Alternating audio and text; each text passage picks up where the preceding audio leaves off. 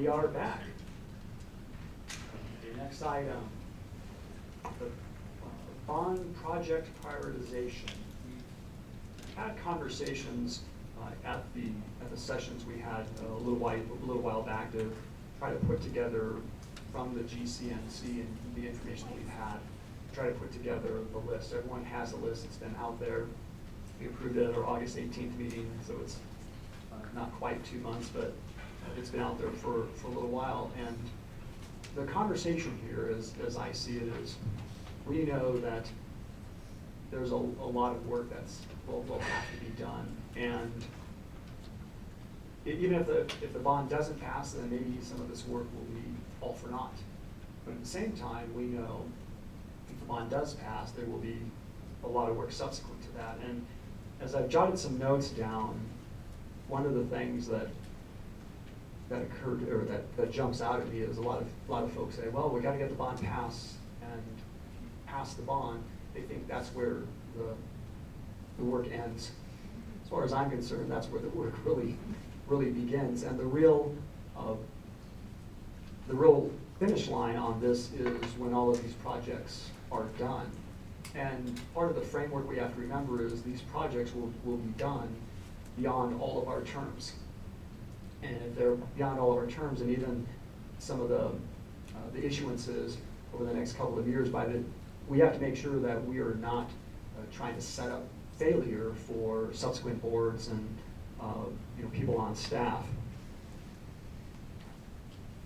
In a lot of bonds out there in the past, in districts that I've seen, prioritization usually comes after the bond is passed. But I think because there are so many dependencies, and there are probably more questions as we dive into this, there's more questions. Every time I ask a question myself and I start thinking about it, there gets to be about 3 more questions. But there's a lot of work that has to be tied into this. And as I see it,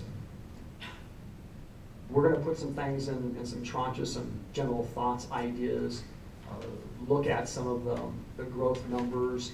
We have to create a framework first, but one of the things that I think is really important for the benefit of the school district is, it's easy for me to say this, we are not construction experts. I'm pretty sure we are not construction experts. And part of the bond in the resolution, everyone remembers, there's a construction management team that we would anticipate we will put together. And they will be the experts for that. And for us to try to get a list essentially in a tranche and say, do this first, do this first, do this, do this first, second, third, fourth, so on and so forth, we're not really the experts on that. And as we start sorting through this, I think we're going to find out the dependencies that occur when you overlay things such as student achievement. You know that we're for 7 straight years accredited with a distinction, and we're 7 straight years, I know, accredited with distinction. We always have a tendency to say that, and I don't know why, but we know that student achievement is going to be very important. And if you have too much going on at a school in construction zones, the front and the back of the school, or all sides of the school, we know that creates some problems. And I don't really think we're the true experts to be able to say exactly what the critical path is on each one of these projects. But I think we can create framework and start working with administration and do some prioritization of, for example, elementary school, middle school, some of those types of things, and some of the general thought processes that are framed around some of the conversations that we started. Remember, we had the conversation about safety, security, growth, student achievement, those types of things, and we'll create some of that. So what I'm trying to say with that piece is a construction management team is going to be very, very critical. And as an aside, no projects associated with a bond by policy DJ and DJA, it's administrative policy, can get approved or can happen without us approving it. So the work that we do over the next couple of sessions, we can say, well, this is how we think, and then subsequent to that, if we have a construction management team, assuming after the bond is passed and they are mobilized, they start looking at some of the things that we've said. If they come back and say, well, if you do this, that actually costs a lot more money. If you do it in this sequence, it costs a lot more money. we need to be open to say, look, then let's find the most economical and efficient way to do that. So I want to be really cautious when the dependencies that could occur out of this, that we don't start creating conflicts because we don't know exactly how that might be. For example, let me give you an example. In the list that we all have that's public and been published, Liberty has 20 classrooms, an auditorium that's on the list, and a number of other things. Well, if you tried to come into Liberty and build 20 classrooms, put an auditorium all at the same time, and also have some of the formula money that they all do, you could create, if we said, we want all of this done now, who knows what would happen to the safety areas or construction zones. And so we need to be really, really cognizant of that as we start having this conversation that, again, construction management team will have to weigh in and we'll use their recommendations on some of these if we're a little bit, if you want to call it out of bounds, because we don't understand the intricacies of that. What I would like us to do is, some of the knowns that we have is the way the assessed value is now, it's a $230 million bond. The first grouping is $160 million, second grouping is $40 million, third grouping is $30 million.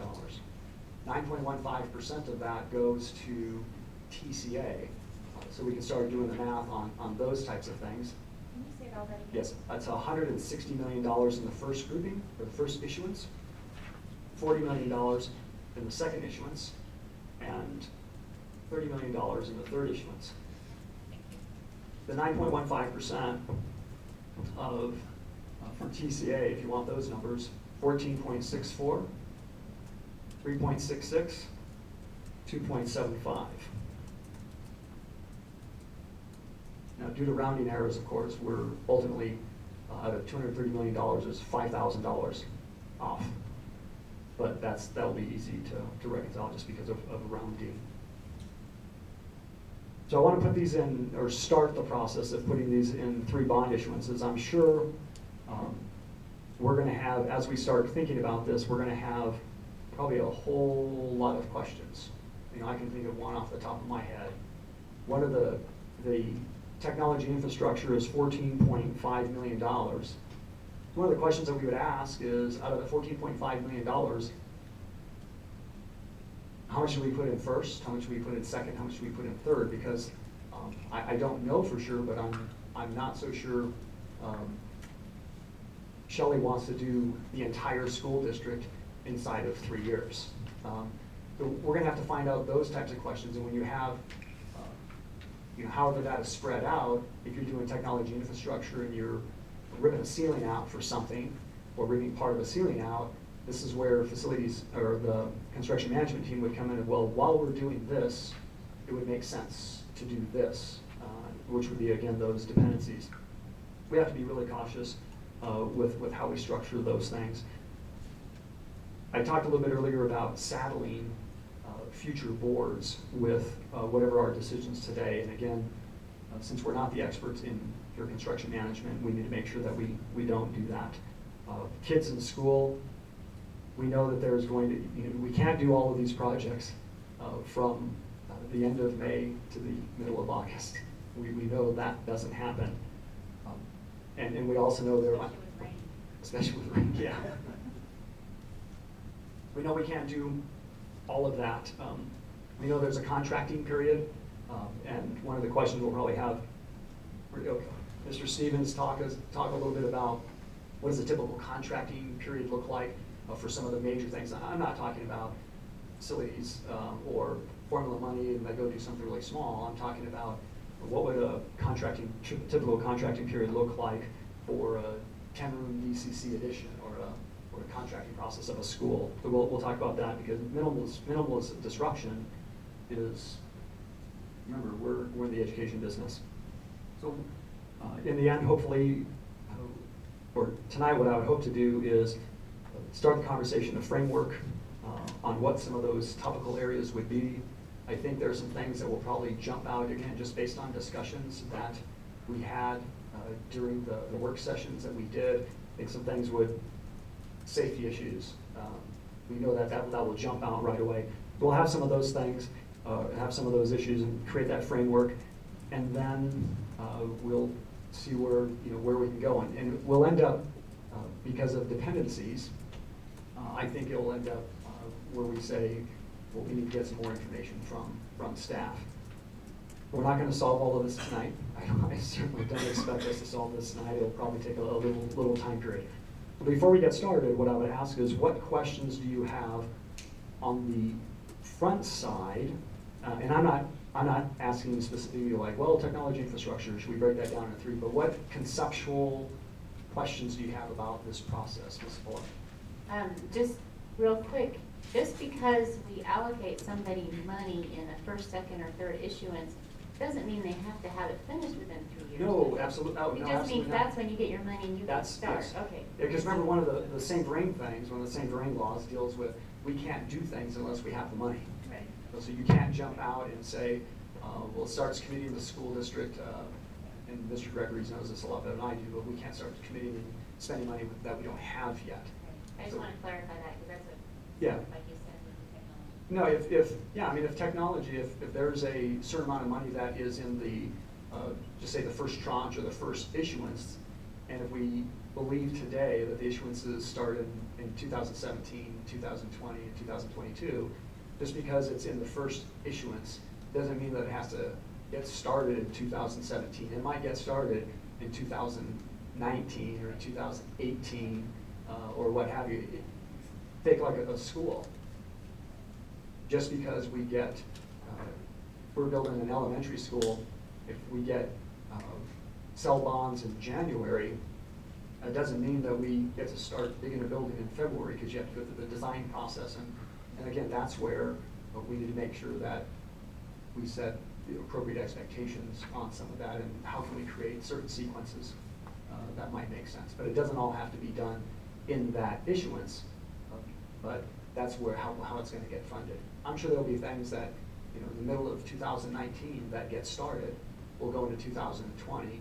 I don't have any examples, but hypothetically, going into 2020, we'll be issuing the second round and starting some other things. Yeah, Mrs. Van Meter. Can you please repeat the timing on the issuances of these bonds? The 160 million would be 2017. 17, yes. Right? And as we would anticipate today, again, anticipate because it's based on tax valuations and bonding capacity, it would be 2020, 2022. Okay. That's based on what we know today. That Yes. obviously is subject to change. It's our best information we have to work That's with. the information that we have right now. Okay, thank you. Okay. Mr. Worley. So I have a quick question probably for Henry. So have we yet, because I certainly have, because I didn't dive that deep, and I'm not even sure I've got. Can we get a sense of how many projects each location has? So how many things are going to be done inclusive of the formula money? What did they plan to do at Liberty? What's planned? We know that, it's on paper.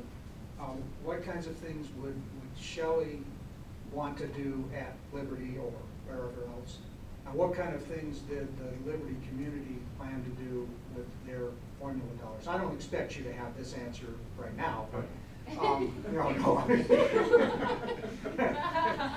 What, you don't have it in triple?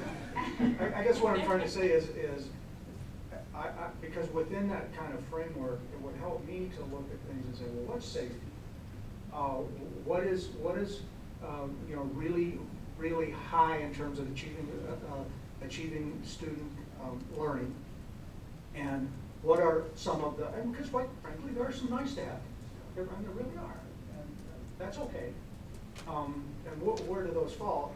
Because to me, then I think that would kind of help me get a bit better picture. And I'm not talking about really detailed stuff, but just kind of the general gist. I think then you can start looking at, well, within that, we can give, as an example, we can give the general guidance to the project management team. We want to see safety items done first. We want to see student achievement items done, real close after that. Understanding that you may push back a safety item because we don't want to do what the utilities and the street division did years ago, where they went through and they did this beautiful paving job on Wasatch from downtown all the way to the north end. And as soon as it was done, utilities came in and tore up literally about every, a swath about every 300 or 400 yards. So they think it's true. Don't they do that all the time? I never saw Mayor Bob as angry, God rest his soul. But at any rate, I think, we would, in my sense of this thing, we would certainly understand the project management team would go, yeah, we know you want to do that first, but hang on. So that's kind of how I would approach it, and because I agree with you, I'm not a project manager. I don't know about this stuff, but I do know that I think our constituents are probably keen to get projects that are safety related done. And then there's the whole growth piece. And I think that's, the nice thing about growth is we've got bare land and no kids around where we're gonna take care of most of the growth issues. And so that's, that doesn't kind of, so anyway, my thought. Ms. Van Meter? I like your thought, actually. I like your way of thinking about it. I'd love to see projects by location. I think that would help us in all of this. I know what you mean, though. We're not construction management folks, so I don't want to get into the weeds about it. I want to see it at that level so that I can wrap my arms around it and my brain around it and understand what we're trying to accomplish. I still like what we talked about during our work sessions over the summer. Growth is our main priority, safety and security, then academic programs, and then those additional opportunities or nice to haves.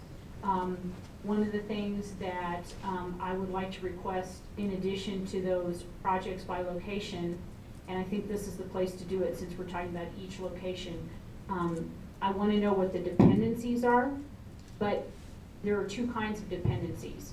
I'd like to know what are the things that we should do at the same time, like you said, so we don't tear up the new road we just paved. I'd also like to know, though, what are the things that we should not do at the same time. I think that's equally important information. There might be some things, as you said, Glenn, obviously you gave that example. We don't want to go into Liberty and build a bunch of new classrooms and tear up the auditorium and tear up the cafeteria and horse around with the parking lot all at the same time.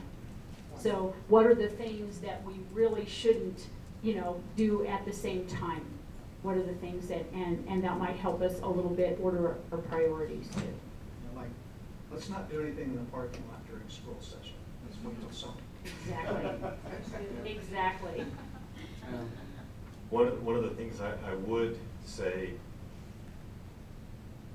if we're looking at dependencies,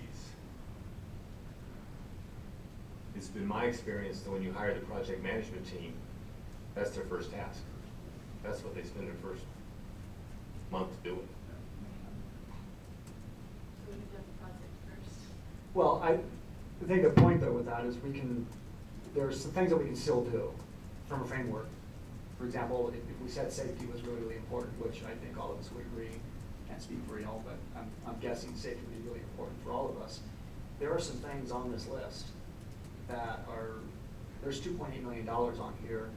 Remember each of the elementary schools, fix the entryways, $2.8 million where we could say, well, we believe from a safety standpoint, that needs to be done right away or soon in the first grouping. We think based on growth, there's some things that need to do. But I think we can categorize these and Especially because the first tranche is the biggest. Yes. So it'd be easiest to, and then you would include like Da Vinci and Rock Rimmon, Yeah. which are all the same category. Yeah. And so part of it is that I think the first conversation that I would like to have is how do we want to categorize those pieces first? We talked growth, we talked safety, we talked student achievement, and of course there's other things too, but give me your sense and your thoughts on what's some of the things that are really important? I think safety obviously is, where you talked about that, but what would that look like? Well, for me, I think growth, that's where we would want to look at, seems kind of simplistic to say it, but where we experience the highest amount of growth, let's get an elementary school built there as soon as we Yeah, right. I mean, if we could look at it and say, man, we're gonna grow like crazy in Wolf Ranch, and we're gonna grow like crazy somewhere else, but it's gonna be down the road, we're gonna grow like crazy. Those are where the numbers, I think the growth numbers, we guide us, and we say, yeah, we want that school to go first. Just to relieve pressure. And I think also, we could apply the same logic to the high school additions to deal with. And then kind of take those as we come. And in those tranches then, is the 160 all happen at the same time, right? Not Or necessarily. could it, as it gets issued, so even within those tranches, you may have little mini. Yeah, because there's gonna be, we're not gonna have $160 million, you take a portion that goes to TCA, we're not gonna take the entire thing and let a boatload of contracts all at one time. No, that wasn't my question. What my question was, is would we get the whole 160 at once? All those bonds issued at the same time, and that money would be at the same time? We could, but again, we'll have to work with the investment bankers on that to be able to, when you put it together at the bond desk, when the investment bankers put all of this together, what's the likelihood of all of it being done in a day? Well, on Wall Street, $160 million is nothing. It's absolutely nothing. But the typical buyers of these are going to be pension funds, life insurance companies. That's who's typically going to buy these things, and usually they can buy in big blocks. But again, we need to find out. We still have to go through the specific bond rating process, which I think it will be very, very positive for us, given the things that have happened for us in the past. And Mrs. Amir. I guess, knowing what we know about all this, and as Dr. Hatchell said, the first task of the construction management team is to determine dependencies. I'm struggling with how we can come up with much of a list here. I guess I like the conversation that we're having about this, but I think for me it's that simple. It's about the priorities are growth, safety, security, and then academic enhancements or academic opportunities. And then anything beyond that is, it's obviously it's all related to education and student achievement, but those things that are less obviously related. And when we say growth, as Mr. Borland said, I mean, I think it's fairly apparent, looking at the numbers that we have, that we're going to need a new elementary school. I think we have to determine, I guess I would like to see a little bit more, perhaps we could receive a recommendation from Dr. Hatchell and his folks as to when we're going to need that middle school space. I would like to see that, so that's a question I'd like to have answered. And then the classrooms at each of the high schools. I mean, is that a, we need it now? Is that a, we are going to need it in the fall of 2018? Is that, you know, I'd like to see a little bit of a little bit more detail in regard to that. And then across all of this, to me, over the top of it, if there are any questions about things that are going to get in the first issue versus the second, I think that's the big question, is the first versus the second. I'd like anything in those categories on top of that to be prioritized by the number of students who are served and the uniqueness of the programs that we're talking about improving or enhancing. So those would be tiebreaker issues, I guess. I'm sorry, I was zoned out a minute, and you just, what you just said. Okay, the tiebreakers for me over those priorities in that order then would be, if we need tiebreakers, we're looking at the number of kids served by the project and the uniqueness of the program. So is this a thing that you can't get anywhere else? Maybe that might shoot it to the top of a priority. Okay, I get thoughts right now? Want to get into specifics yet? Not quite. I want to make sure, I've heard this said a couple of times, growth, safety, security, and kind of academic achievement. Colonel Hardy. I would say it's a third tier type of consideration, where we're getting to the end of what's left of the tranche. Look at some equity among schools, so that each school can feel like they're getting something, in the short term, instead of being left until the very end. But again, the safety, security, take priority over that quite well. Ms. Moran.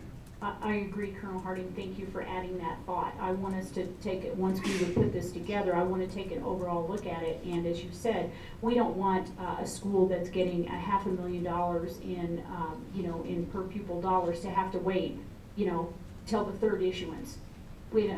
That's not reasonable and that's not equitable, and we heard loud and clear from the GCNC that they want equity, and I think we need to take that into account. And I actually would take that one step further. To the extent that it's financially possible. I'd like to see as much of those formula dollars allocated. And there are some reasons why you might not be able to do that. But I think the sooner we can allocate those. I agree. Thoughts on, Colonel Hardy? A question, I know how this works in federal money, but I don't know how it works here. Take the middle school, for example, 47 million. Is that kind of automatically resigned to the first tranche because that's where the complete amount of money is? Okay. Yeah, So it's a ADA type sort of thing? Yeah, I mean, if you can imagine, Efficiency Act. if you can imagine that we said, let's do the middle school, the second or third tranche, then there's 30 million in the second tranche, or there's 40 million in the second tranche and 30 million in the third tranche. After you take out the 9.15%, there's no funding, no Right. complete funding, which doesn't mean that you can't have the dollars from the tail end of something. But you couldn't start it until you have the full amount of money. That you have to have the money. It's almost by default, the middle school ends up being in the first tranche. I mean, again, if construction management says there's no way that you can do that for some reason, then how can you use, if you want to call it holdover, because this is not fiscal year money for us on the government side yet. End of year, we got end of year money coming. It's not end of year money type things, it's being able to fund the project. Good answer. Yes. What else? Here's what I believe I've heard so far. One, growth, safety, security, academic achievement, things being, and we know there's going to be a lot of tie-ins with that. And then making sure that at the end of tranche, or as we start defining those, getting a little bit closer, which obviously not tonight, but as we start getting closer, making sure that there's equity amongst that. I also heard a couple of you say formula dollars being allocated sooner rather than later. Is that what I heard also? Okay. Just keeping in mind that even if they're allocated, some of them may not be spent because, like Larry said, we don't want a school getting all new carpet if they're doing an addition and then ripping up the carpet with other construction workers or whatever, or getting a new parking lot if they're doing an addition. And that's why I think it would be helpful just for us from a 30,000-foot view to see, okay, what all's going on there? And so that at least if we have a question from a parent that says, well, we've got these formula dollars, why aren't you spending them? We can say, well, here's why we're not spending them yet. Yeah, I'm just curious, Henry and Greg, I assume that whatever is given to the schools, you guys will have some authority